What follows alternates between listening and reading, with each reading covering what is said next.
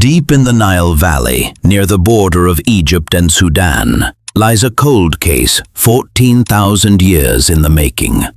In 1964, just before the Aswan Dam flooded the region, archaeologist Fred Wendorf raced against time to uncover a site known as Jebel Sahaba. He found a graveyard containing 61 skeletons from the Kadan culture. But this wasn't a peaceful resting place. Almost every skeleton bore the marks of brutal trauma. At the time, Wendorf believed he had discovered history's first true battlefield. But was it a battle, or something darker? And does organized warfare go back to the dawn of man, or is it a modern invention? Today on Global Defense Wire, we are hunting for the origins of war. Modern forensic science has given us a sharper look at those bodies in the Nile. Recent analysis suggests Jebel Sahaba wasn't a single decisive battle, but a graveyard for victims of a campaign of terror. The injuries tell a grim story. Women, children, and men were executed. Some had healed fractures, like a 30-year-old woman with 21 stone fragments lodged in her body and a perifracture on her arm, defensive wounds from a club. She survived one fight, only to die in another. This looks less like a set-piece battle and more like endless raiding and ambushes. But is that war? Archaeologists define war as a collective physical effort between autonomous groups. But military historians add a crucial layer: organization. For violence to be war, it needs tactics, leadership, and formation. For centuries, philosophers argued over our nature. Winston Churchill believed the story of humanity is war.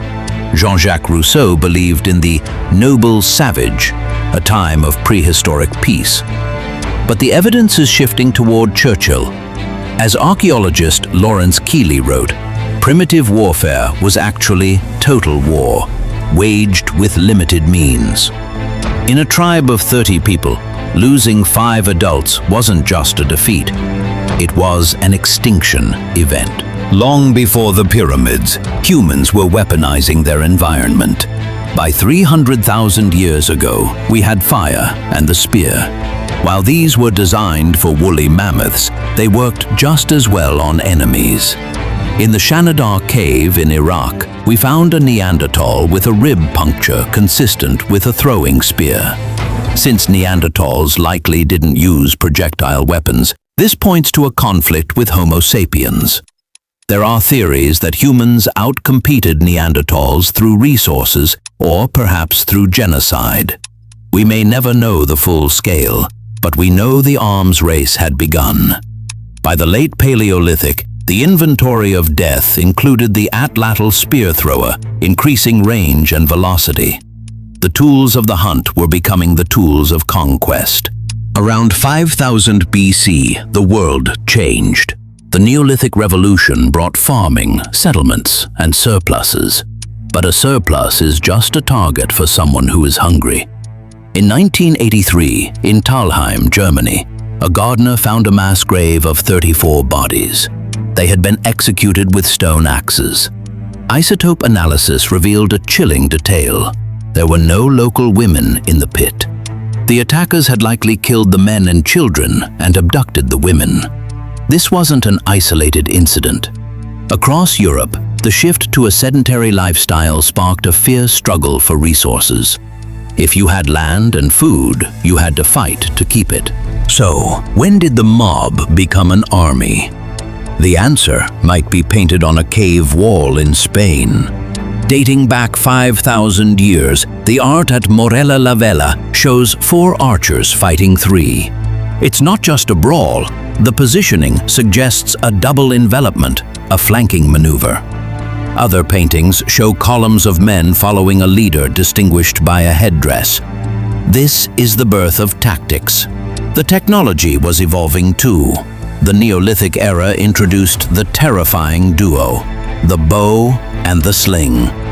A spear thrower has a range of 100 meters. A bow It pushes 150 meters, allowing groups to rain fire without immediate retaliation. Meanwhile, in the Near East, the sling was king. In the hands of an expert, a sling bullet had the stopping power of a modern handgun and a range of up to 400 meters. With ranged weapons, command structures, and formations, the Neolithic era ticked every box for organized war. The fighting was so intense, it may have altered the human genome. Geneticists discovered that between 5,000 and 7,000 years ago, there was a massive crash in male genetic diversity. For a time, there was only one reproducing man for every 17 women across Africa, Europe, and Asia. Stanford researchers believe this wasn't disease. It was clan warfare. Patrilineal clans were wiping each other out entirely, erasing male bloodlines from history. The survivors responded the only way they could: fortification. Around 8000 BC, Jericho built a massive wall and a 10-meter tower. While some say it was for flood control, a 3-meter thick wall is usually built to stop armies, not water.